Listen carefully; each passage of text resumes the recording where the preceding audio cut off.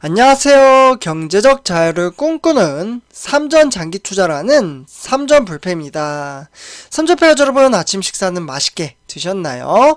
네, 오늘 이번 시간 주말 일요일 들어서 두 번째 시간이 되겠는데요.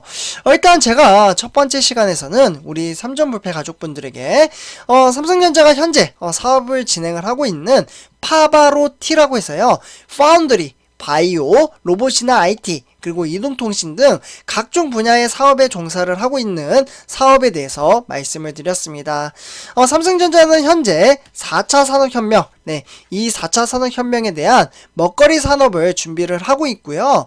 그래서 우리는 이 미래 먹거리 사업을 통해서 미래 가치를 믿고 장기적인 안목을 가지고 삼성전자에 투자를 한다라고 제가 말씀을 드렸습니다.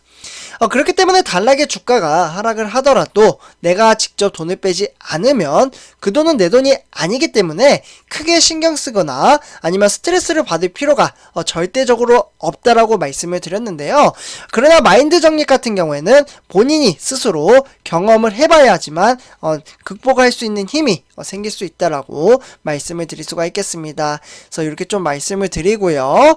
그래서 누군가가 갑자기 삼성전자를 왜 투자해?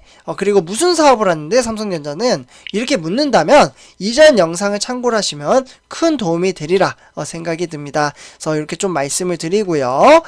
그리고 이번 시간에는 바로 삼성전자의 약간의 좀 경고성이 있는데요. 삼성전자가 대폭락한 건 아닙니다. 그래서 하루 만에 무려 마이너스 11%나 이제 폭락장이 이어졌다고 하는데요. 어느 회사일까요? 삼성전자의 경쟁 업체입니다. 아마 아시는 분들도 계실 거라고 생각이 드는데요. 그러면 왜 11%나 빠졌는지 이 부분을 한번 살펴보도록 하고요. 그리고 삼성전자는 앞으로 이렇게 폭락장으로 가지 않기 위해서는 무엇을 조심해야 되고 앞으로 무엇을 해야 되는지 이러한 것들을 한번 말씀을 드리도록 하겠습니다. 일단 본론으로 들어가기 앞서 구독과 좋아요 한 번씩 부탁드리고요. 그러면 지금부터 바로 시작하도록 하겠습니다. 선조패 여러분들, 바로 그 회사는 인텔입니다. 인텔.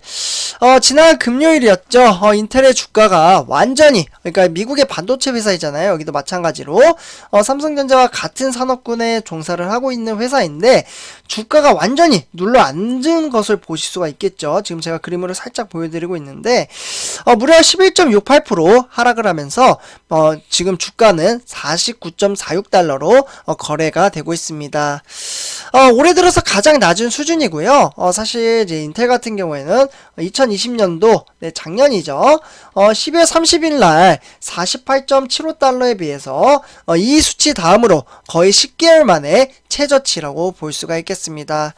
그럼 인텔은 이렇게 갑자기 반도체주인데 이렇게 폭락을 했으니까 삼성전자가 월요일날 개장이 되잖아요. 영향을 줄까요? 미래에 대한 주가는 모르지만 일단은 PC 업체들의 출하량 때문에 일단은 인텔이 좀 폭락을 해버렸거든요. 그래서 어느 정도 소폭 좀 이제 영향은 받지 않을까. 반도체 아무래도 인텔의 회사도 영향을 받았기 때문에 그럴 가능성도 있다라고 생각을 합니다. 그래서 제가 이번 영상 이후에 오후에 이제 주가 전망 시간에 세부적으로 한 번 더 말씀을 드리도록 하겠습니다.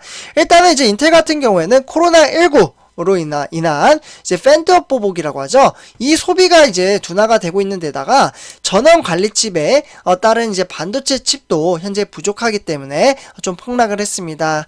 하지만 전문가들은 지금 인텔 회사를 보고서 근본적인 인텔의 사업 구조, 이 사업 구조가 지금 흔들리고 있다라고 분석을 하고 있습니다.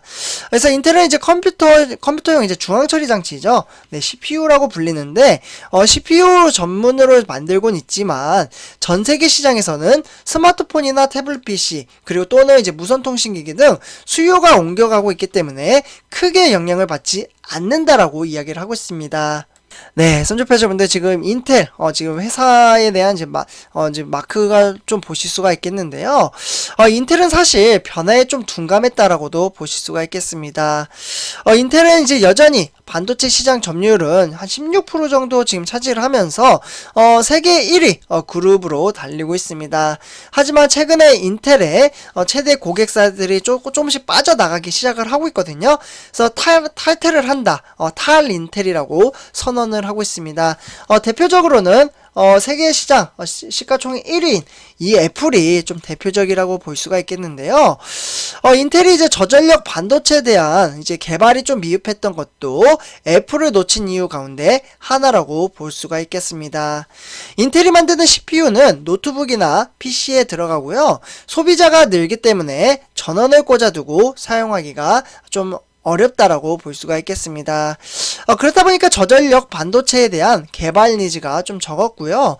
반면에 모바일 기기의 CPU 이제 역할을, 이 중앙처리 장치 역할을 하는 AP 제조업체들은 저전력 반도체 개발에 집중을 했습니다. 그렇기 때문에 배터리만으로는 모바일 기기를 유지하려면 반도체의 전력 소모량을 최소한으로 줄여야 하기 때문입니다. 그래서 애플은 사실 자체 설계칩, 그러니까 애플 실리콘을 좀 탑재를 해가지고요. 고성능 노트북, 그러니까 맥북 프로 신제품을 공개를 하기도 했습니다. 그렇기 때문에 애플에 따르면 현재 이제 M1이라고 하죠. 삼조표 여러분들. 요 M1 프로와 M1 프로 맥스라고 해서 이미 발표한 M1에 대한 업그레이드를 이제 버전으로 노트북용 이제 칩 중에서 가장 강력하면서도 전력 소모는 크게 낮춰서 효율성이 높였다라고 볼 수가 있겠습니다.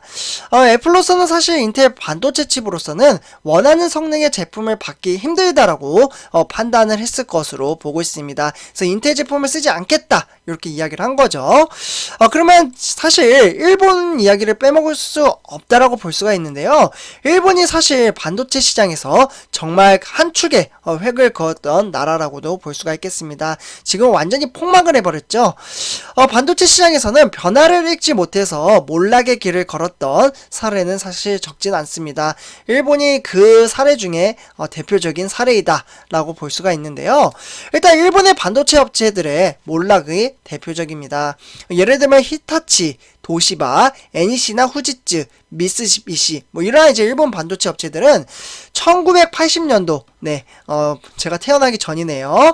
이때 이제 세계 메모리 반도체 시장에 무려 80%나 차지를 했습니다. 그만큼 세계 시장에 일본이 대표 선두라고 볼 수가 있겠죠. 일본이 반도체 세계 1위에 올라설 수 있었던 것은 바로 서버용, 이 서버용 이제 대형 컴퓨터를 요구하는 고성능 디램이 상당히 생산을 많이 하면서 이제 세계 반도체 1위로 달리고 있었거든요. 하지만 이제 1980년도에서 딱 10년 지나가지고요. 1990년도에 개인용 컴퓨터, 그러니까 PC, 우리가 이제 집에서 사용을 하는 데스크탑이죠.